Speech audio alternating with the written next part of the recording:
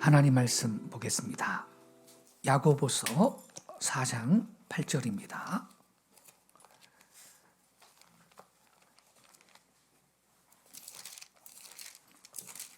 야고보서 4장 8절 374페이지 신약성경 374페이지 야고보서 4장 8절 우리 다 같이 한 목소리로 읽겠습니다. 시작. 하나님을 가까이 하라. 그리하면 너희를 가까이 하시리라. 죄인들아 손을 깨끗이 하라. 두 마음을 품은 자들아 마음을 성결하게 하라. 아멘.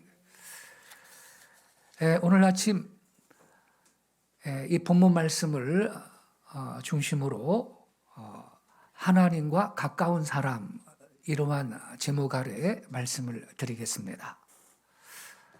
우리 인생이 이 땅에 살면서 누구와 가까이 하느냐, 누가 우리를 가까이 해 주느냐, 여기에 따라서 행복이 있고 불행도 있습니다. 이 세상에서 가장 복된 사람은 하나님이 가까이 해주는 사람입니다. 하나님과 친밀하고 가까운 관계를 갖고 있는 그러한 성도들이 되실 수 있기를 바랍니다. 우리 사람들은 성공, 실패를 앞에 놓고 엎치락 뒤치락 하면서 한평생을 보내고 있습니다.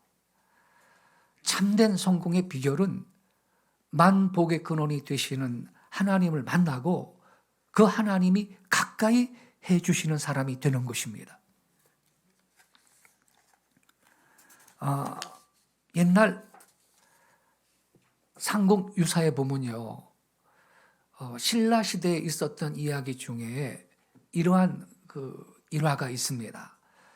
31대 왕으로 알려진 신문왕이 어느 날 밤이 깊은데도 잠이 안 오는 거예요. 뒤척거리다가 밖에 누구 없느냐 부르니까 마침 거기에 설총이라는 유명한 스님이 있었습니다. 설총을 불러들여서 나한테 이야기 좀 해줘. 잠이 오지 않는다 그랬어요. 이때 설총이 왕 앞에 꽃 이야기를 해드렸습니다. 꽃 가운데에는요, 여러 가지 별명들이 많이 있습니다만 꽃의 왕으로 불리는 것은 모란꽃입니다. 한 번은 모란꽃 곁에 아름다운 장미꽃이 다가왔습니다. 장미꽃이 아양을 떨면서 꽃의 왕인 이 모란꽃의 사랑을 구했습니다. 그래서 모란꽃은 그 아름다운 모습에 혹해가지고 그를 가까이 하고 자기 품에 안으려고 했습니다. 바로 그때 할미꽃이 들어왔습니다. 할미꽃은요, 나면서부터 머리가 희고요, 나면서부터 고개를 숙였습니다. 할미꽃 보신 적 있죠? 꼭 그렇게 생겼어요. 그래서 젊어도 할미꽃이요, 늙어도 할미꽃이고 그런 별명이 붙어 있어요. 근데 이 할미꽃이 들어와서 그 꽃의 왕, 모란꽃 왕을 말리면서 이렇게 말을 하는 거예요. 그러지 마세요.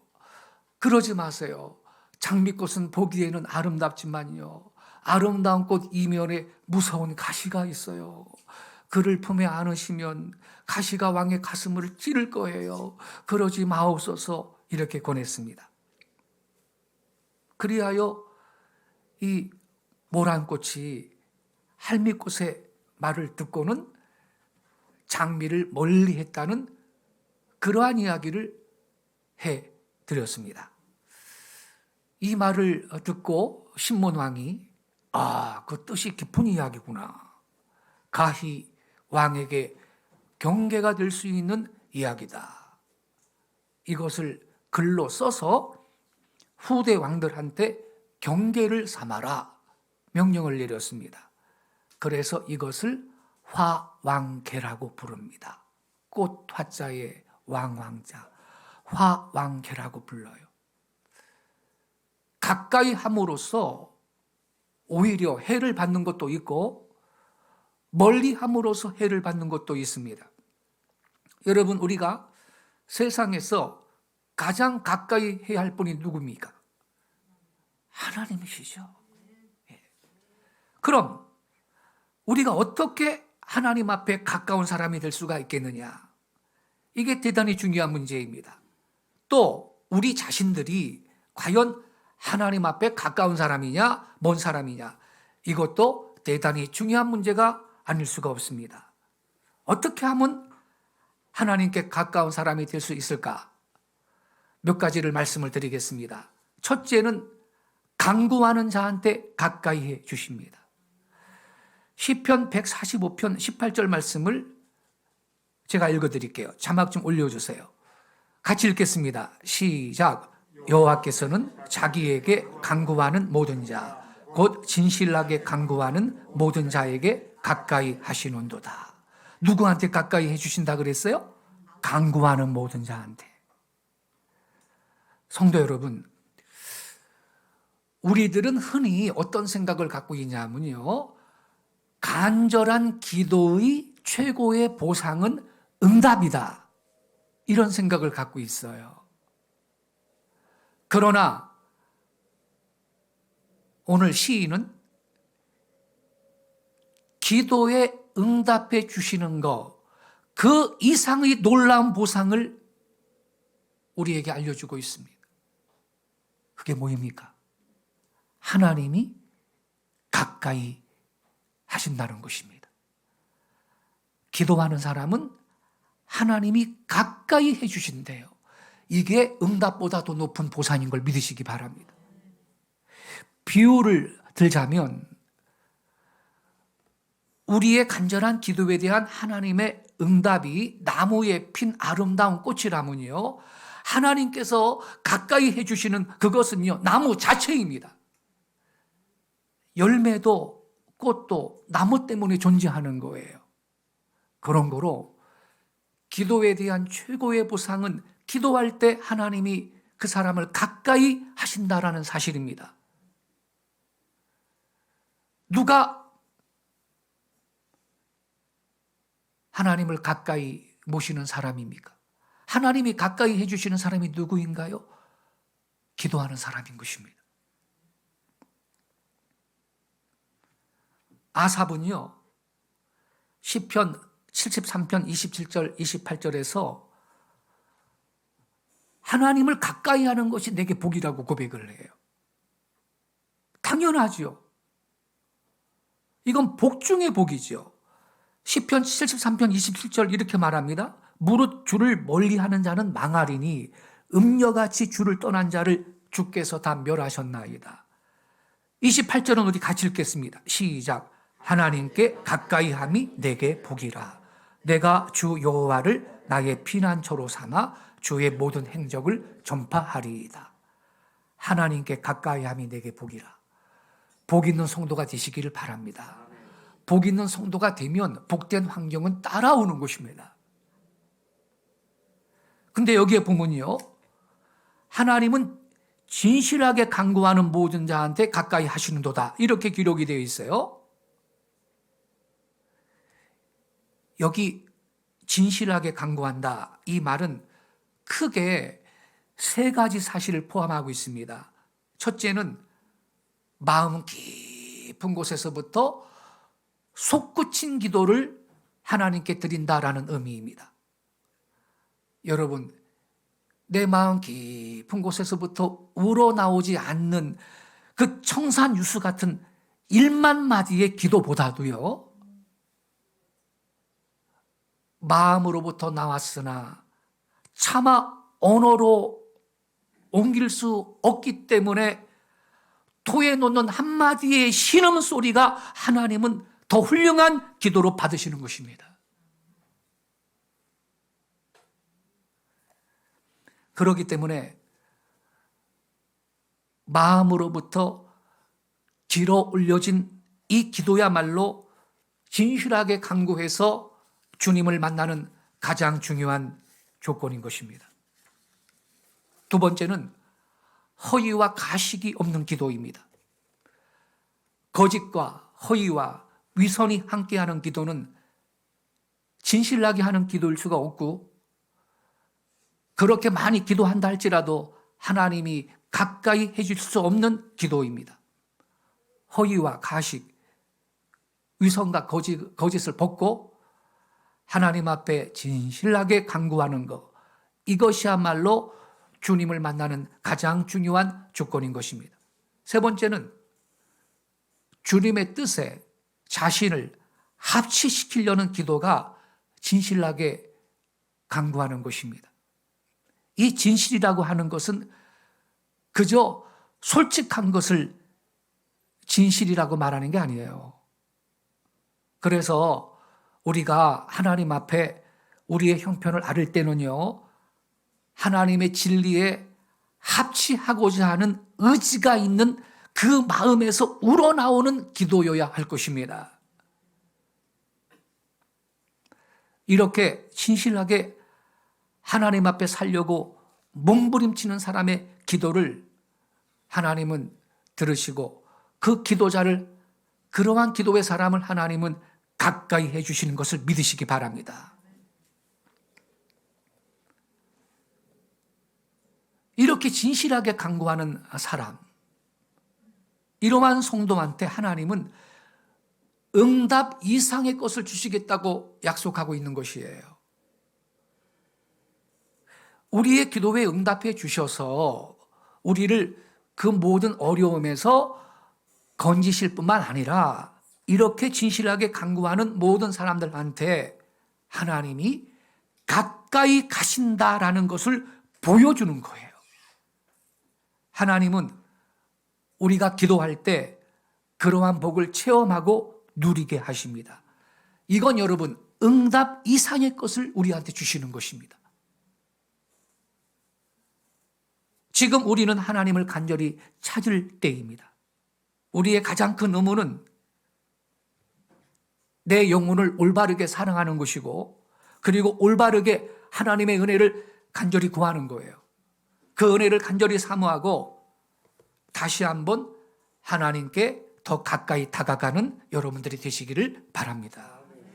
성도 여러분, 신앙으로 살아간다, 이건요, 하나님을 가까이 하는 생활입니다. 우리 예수님께서는 늘 기도 생활 중에 하나님을 가까이 하셨습니다. 우리도 진실하게 간구할 때 하나님을 가까이 할 수가 있는 것입니다. 신명기 4장 7절 말씀을 우리 같이 한번 또 읽어보겠습니다. 신명기 4장 7절 시작. 우리 하나님 여호와께서 우리가 그에게 기도할 때마다 우리에게 가까이 하신과 같이 그 신의 가까이 함을 얻은 나라가 어디 있느냐. 여기 뭐라고 말씀하고 있어요? 기도할 때마다 우리에게 가까이 해주신다는 거예요. 우리 하나님 여호와께서 우리가 그에게 기도할 때마다 우리에게 가까이 하신과 같이 그랬어요. 하나님이 여러분의 심령에, 가정에, 삶 가운데 가까이 해주시기를 원하십니까? 기도를 중단하지 않기를 바랍니다. 신앙생활에서 가장 중요한 것은 그러므로 기도입니다. 기도는 하나님을 가까이 하는 통로이기 때문인 것입니다. 하나님이 가까이 하신다는 이 말은 하나님과 밀착이 되어 있는 상태, 즉 하나님이 항상 나와 함께 있는 상태를 의미하는 것입니다. 이것이야말로 기도하는 성도가 얻는 최고의 보상인 것입니다.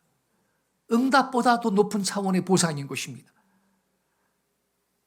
우리가 기도할 때 하나님이 이와 같이 우리 모두에게 가까이 하시는 줄로 믿습니다. 물론 기도하는 성도는 응답도 받습니다. 그래서 우리가요, 하나님 앞에 나와 기도함으로 축복의 문을 여는 것이 중요합니다. 시편 145편 18절에 이렇게 기록이 되어 있죠. 여호와께서는 자기에게 간구하는 모든 자, 곧 진실하게 간구하는 모든 자에게 가까이 하시는도다. 근데 이어서 19절이 어떻게 말씀하고 있나요? 저 19절을 같이 읽겠습니다. 시작. 그는 자기를 경외하는 자들의 소원을 이루시며 또 그들의 부르짖음을 들으사 구원하시리로다. 할렐루야. 응답을 말씀하고 있습니다.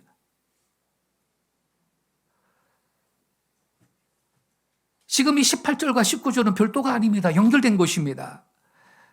그는 자기를 경외하는 자들의 소원을 이루사, 이 하나님을 경외하는 자들은 18절에서 이어진 말씀입니다. 하나님 앞에 간구하는 사람인 것입니다. 그들의 소원을 이루시고 그들의 부르짖음을 들으시고 구원해 주신다고 말씀하고 있습니다.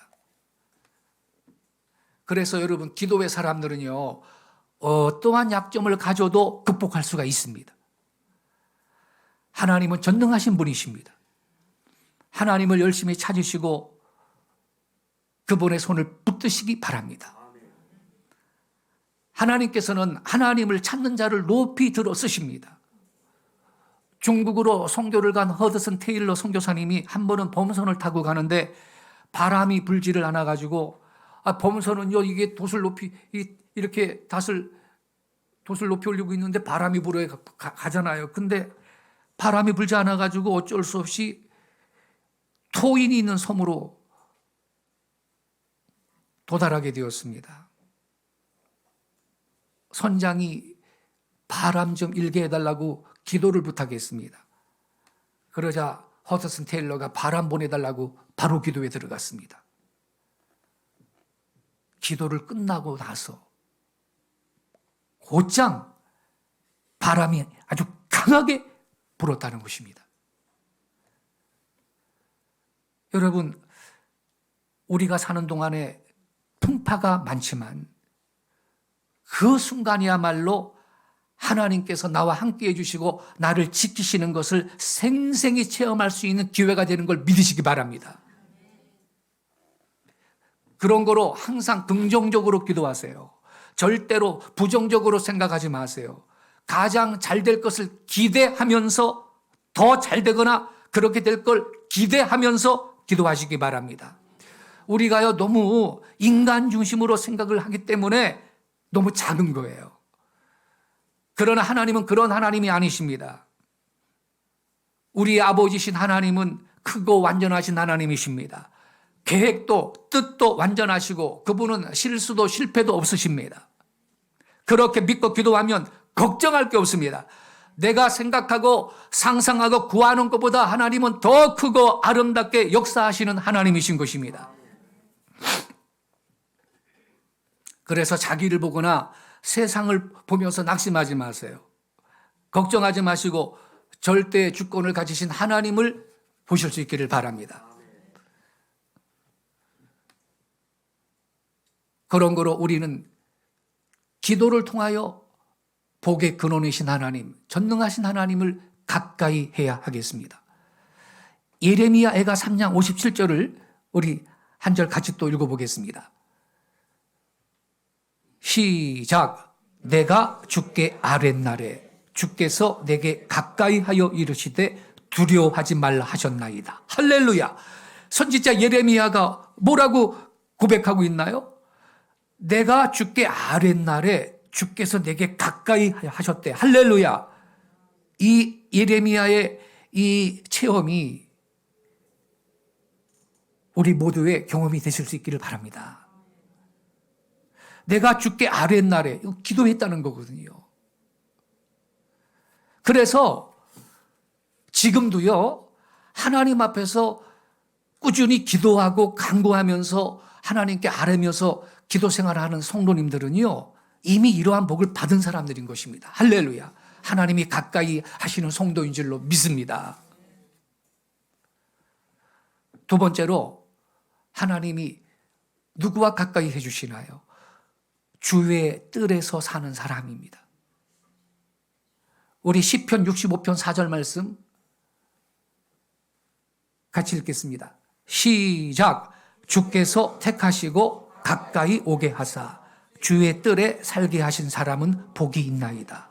우리가 주의 집 곧 주의 성전의 아름다움으로 만족하리이다. 이 구절은요, 하나님께서 내 마음에 합하다, 내 마음에 합당하다고 그렇게 인정한 다윗의 신앙 고백입니다. 다윗은 이렇게 말합니다. 주님께서 택하시고 가까이 오게 하사 주의 뜰에 살게 하신 사람이 복이 있다. 여기에서 이 주의 뜰이라는 말은요, 그 하반절에 나오죠. 주의 집, 곧 하나님의 성전을 가리키는 것입니다. 성전을 시적으로 표현한 것이죠. 근데 오늘날 신약시대에는 주님의 몸된 교회가 성전이죠. 그런 거로 이 시대에는 교회가 곧 주님이 계신 뜰입니다. 교회가 하나님 아버지의 거처가 되는 것입니다.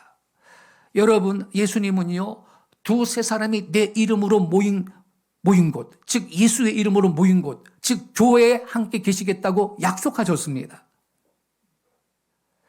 그런 거로 성전 중심의 삶을 사는 성도는 복된 사람입니다. 왜? 하나님이 가까이 해주시는 사람이기 때문입니다. 백악관에 가면 미국 대통령 만날 수 있고요, 용산에 대통령실 가면요, 한국 대통령을 만날 수 있는 것처럼 우리는 교회에서 하나님의 임재를 경험하는 것입니다.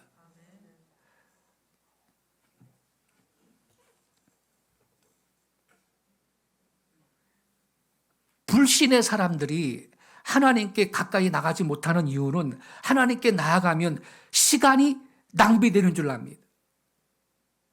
헌금을 함으로 돈을 빼앗기고 또 크게 손해가 나는 줄 압니다. 그러나 성경은 말씀합니다. 하나님을 가까이 함이 내게 복이라. 물론 교회 오면요, 죄인들도 있습니다. 교회가 다 완전한 사람만 모인 거 아니잖아요. 때로는 사람 간의 문제로 피곤하기도 합니다.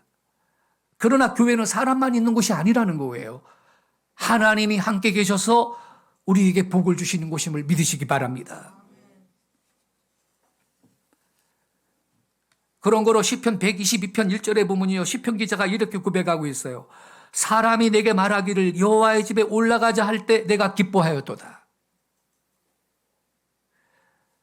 우리의 삶에도 이러한 고백이 있기를 바랍니다. 고라 자손은요, 시편 84편 1절 이하에서 이렇게 아름다운 고백을 했는데요, 우리 시편 84편 1절부터 4절을 저랑 한 절씩 교독하겠습니다. 제가 먼저 1절을 읽을게요. 만군의 여호와여, 주의 장막이 어찌 그리 사랑스러운지요.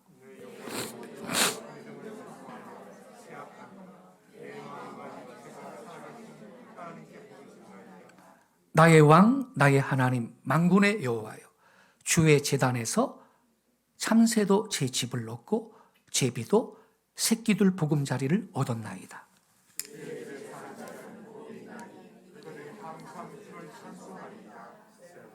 아멘. 여러분, 이 시편 기자가 무엇을 부러워했는지 아세요?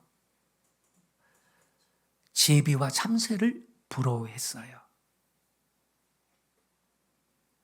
3절을 다시 한번 보세요.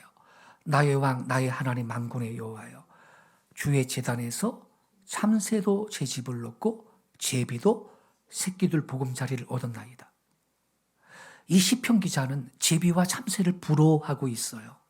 왜지요? 성전에다가 둥지를 틀었어요. 거기에서 새끼 낳고 키워요. 결국 이 참새와 제비가 주님의 집에 살고 있어요. 여러분, 시인은 이걸 부러워했습니다. 하나님과 가까이 거하고 싶은 열망으로 가득 찬 시인은 실로 참새와 제비가 부러웠던 것입니다.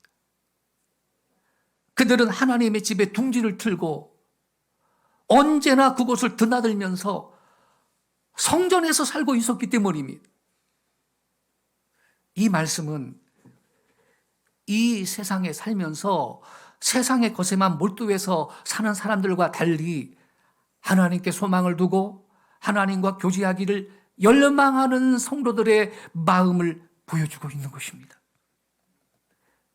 이 세상의 마음 빼앗기고 미련두지 않고 항상 하나님 만나기를 소원하며 하나님을 예배하고 하나님을 사랑하는 마음의 아름다움을 표현하고 있는 것이에요.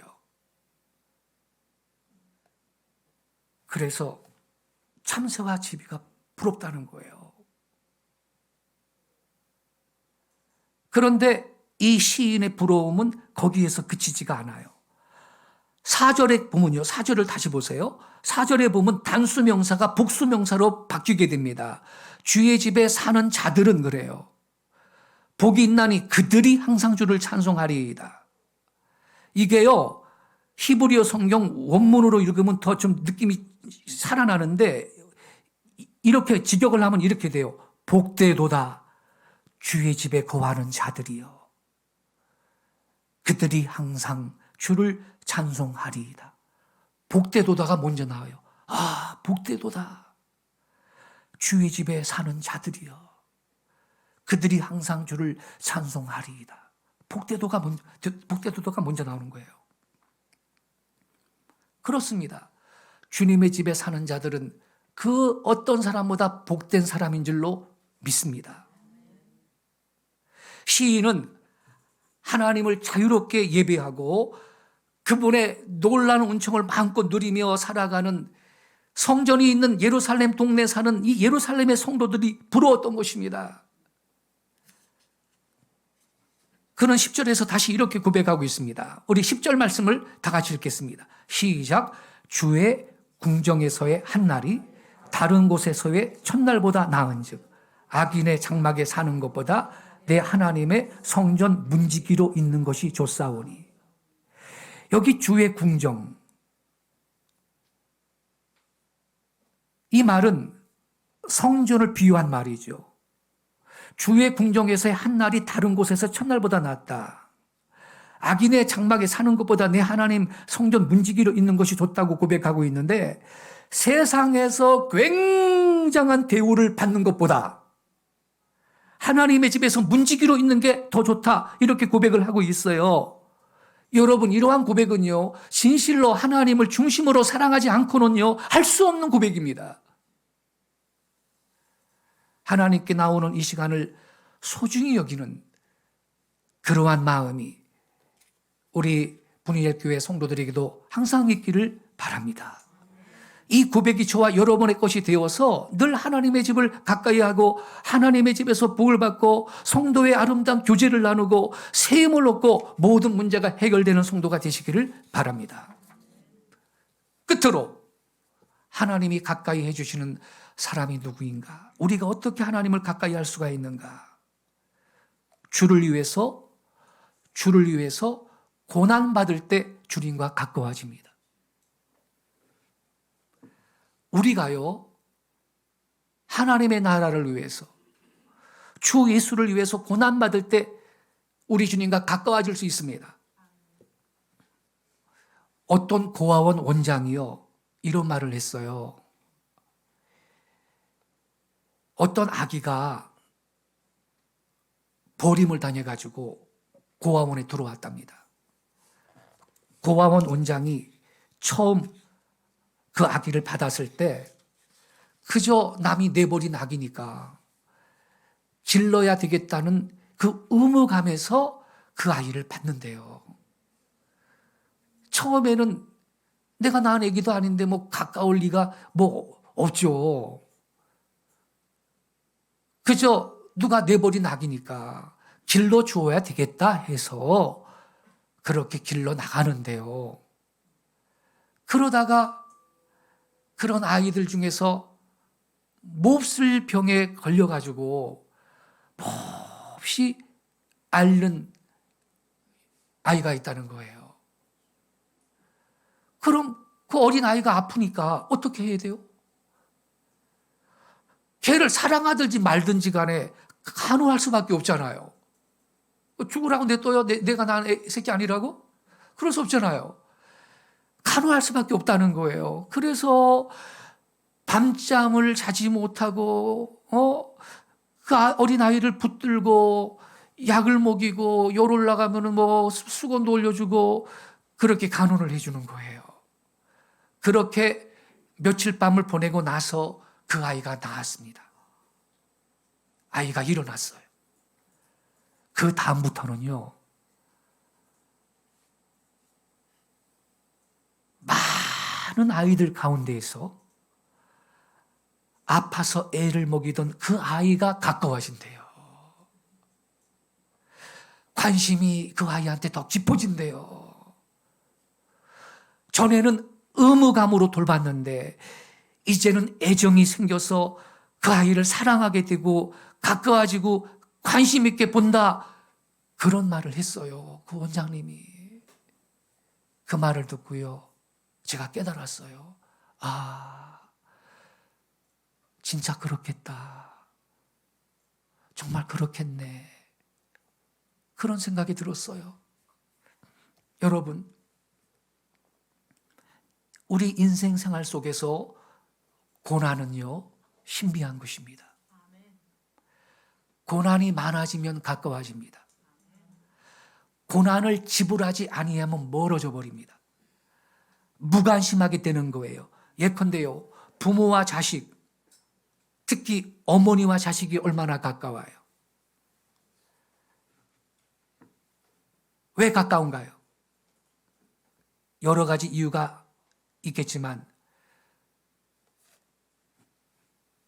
가장 중요한 것은요, 그 아이 때문에 부모가 고생 많이 하거든요. 그래서 그런 거예요. 특히 어머니들이요, 아기를 자기 뱃속에 넣어서 10달 동안 길러 나가는데 얼마나 괴로워요. 남자들은 잘 모릅니다만은 추측은 해볼 수 있죠. 부인들이 아기 가질 때 몸의 구조가 달라진다고 하죠. 몸의 구조가 딴 사람이 되고 마는 겁니다. 전부가 다 바꿔진다는 거죠. 어떤 것은 커지는 것도 있고 여유어지는 것도 있고 얼마나 불편하겠어요. 그래서 10달 동안 뱃속의 아기와 더불어 씨름을 해 나가는 것입니다. 그 다음에 아기 낳을 때는요, 해산의 고통을 겪습니다. 아기를 낳다가 거의 죽지 않습니까? 옛날에는요, 아기 낳다가 많이 진짜 죽었죠. 그래서 아기 낳으러 방으로 들어갈 때 이 마루 앞에 섬돌이 위에다가 벗어놓은 자기 신발을 한번 쳐다보고 들어갔다는 거예요. 내가 저 신발을 또 신을 수 있을라나.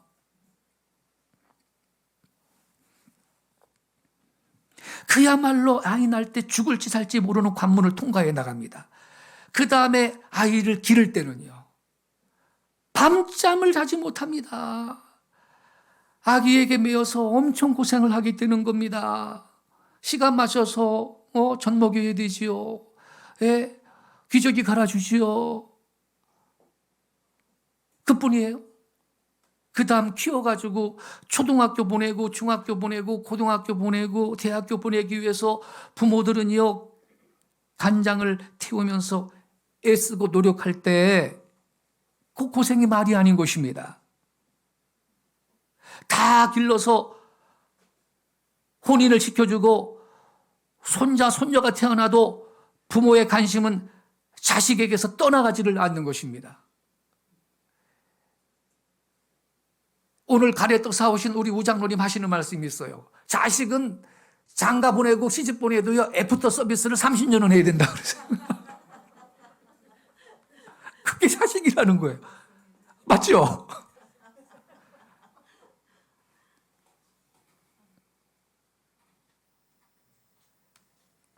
이렇게 자식을 위해 많은 고생을 했기 때문에 자식과 가까워지는 것이죠. 그러니 여러분, 지금 150명이 넘게 이태원에서 그 10대, 20대 아이들이 죽었는데 다 키워놨는데 그 자식 잃은 부모의 가슴이 얼마나 찢어지겠습니까? 하나님의 위로가 그 부모에게 같이 있기를 바랍니다. 왜 거기 갔냐? 거기 가서 왜 죽었냐? 이건 다 문제예요. 그들은, 그 부모들이 먼저 지금 위로를 받기를 바랍니다. 돈도 그래요, 돈. 아무 노력도 하지 않고 갑자기 대박이다 그러면서 떼돈 이 생기면요, 그 돈이 귀한 줄을 몰라. 그런 돈은 가치가 없어. 그래서 쉽게 돈을 낭비하게 되는 것이에요. 하지만 자기가 고생을 실컷 하고 정말 피땀 흘려서 얻은 돈은 귀한 거죠. 함부로 쓰지를 못해요. 함부로. 돈을 귀하게 쓰게 되는 것입니다. 세상 일도 그렇습니다. 쉽게 이루어진 일은 애착이 별로 없어요. 소중한 줄 몰라. 아주 어렵게 이루어진 일은 소중한 것입니다. 오래오래 정성스럽게 간직해 나갈 수 있는 그러한 것은 고생해서 얻게 된 것들인 것입니다. 그래서 성도 여러분,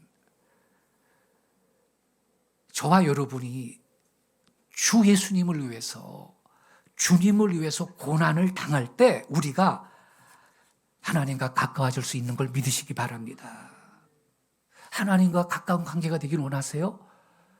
바울처럼 그리스도의 남은 고난을 내 육체에 채운다고, 예수 믿으면서 고난도 받아야지, 복만 받으려고 그러면 되겠어요, 여러분?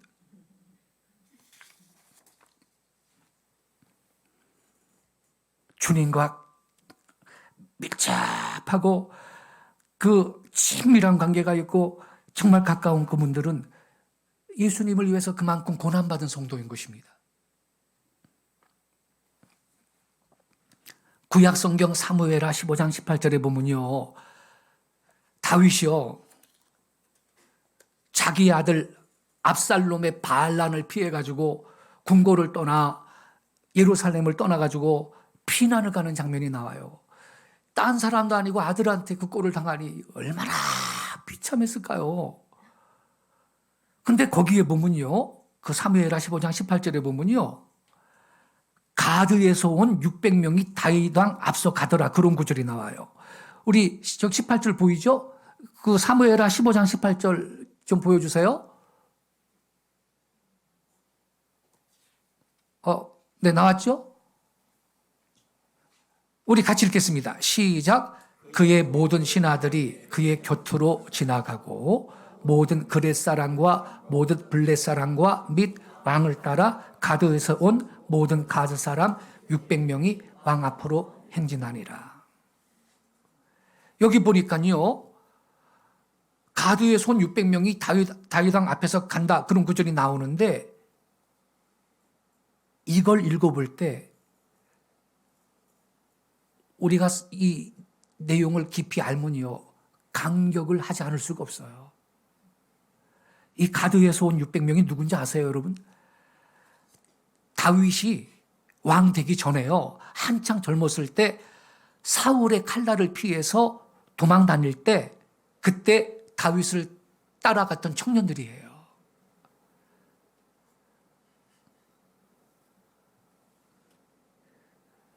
이 가드에서 온 600명, 이들은 다윗을 따라왔던 젊은 청년들인데 쫓겨가는 다윗과 함께 고생을 무척 많이 했던 사람들입니다.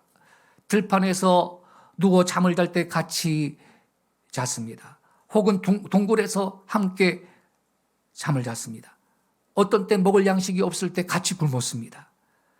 다윗과 함께 그런 고생을 하다가 드디어 다윗이요, 헤브론에서 유다의 왕이 되고 예루살렘에서 이스라엘의 왕이 되었을 때 다윗이 물론 가드에서 온 600명을 특히 애지중지해서 많은 상급도 주고 벼슬도 주고 지위도 주었다고 믿습니다. 당연한 상급이죠. 여러분, 근데 말이죠, 세월이 흘러서 다윗이 늙었을 때 뜻밖의 아들 압살롬이 반란을 일으켰어요. 도망가야지, 목숨 부지하려고. 이 늙은 나이에 이게 무슨 비참한 일입니까? 더군다나 아들한테 말이죠. 도망가는데 바로 그때 가드에서 왔던 600명이 그들도 늙었거든.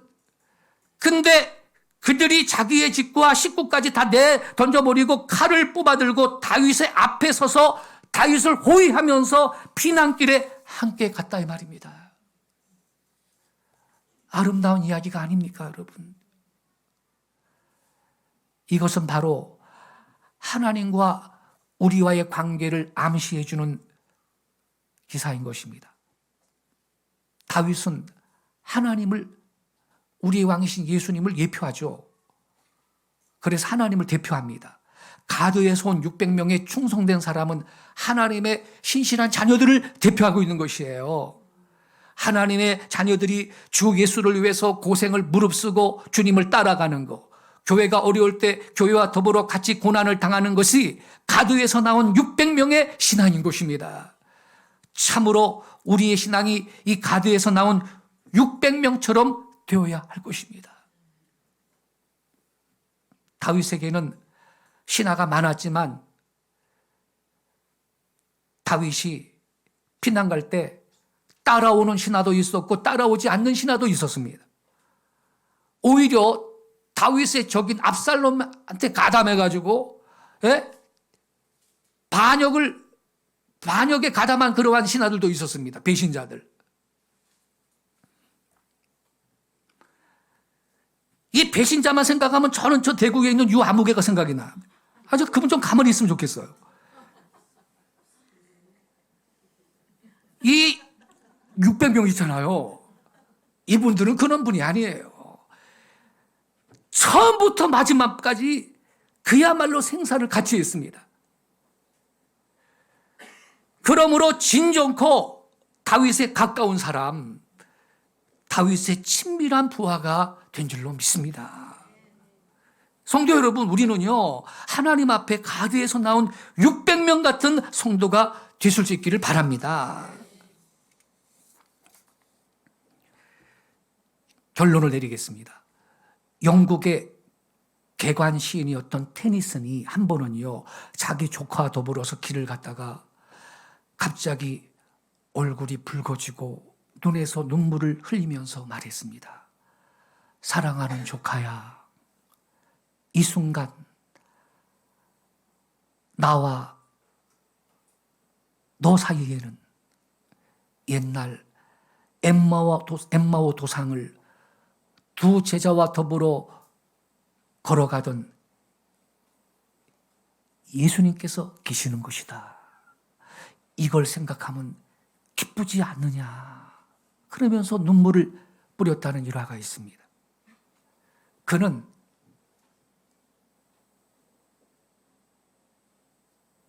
이런 말을 했어요. 하나님이 내 손보다 더 가깝고 내 호흡보다 더 가깝다. 이런 말을 해요. 하나님이 내 손보다 더 가깝고 내 호흡보다 더 가깝다.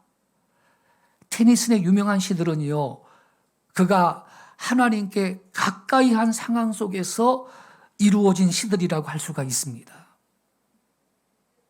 성도 여러분,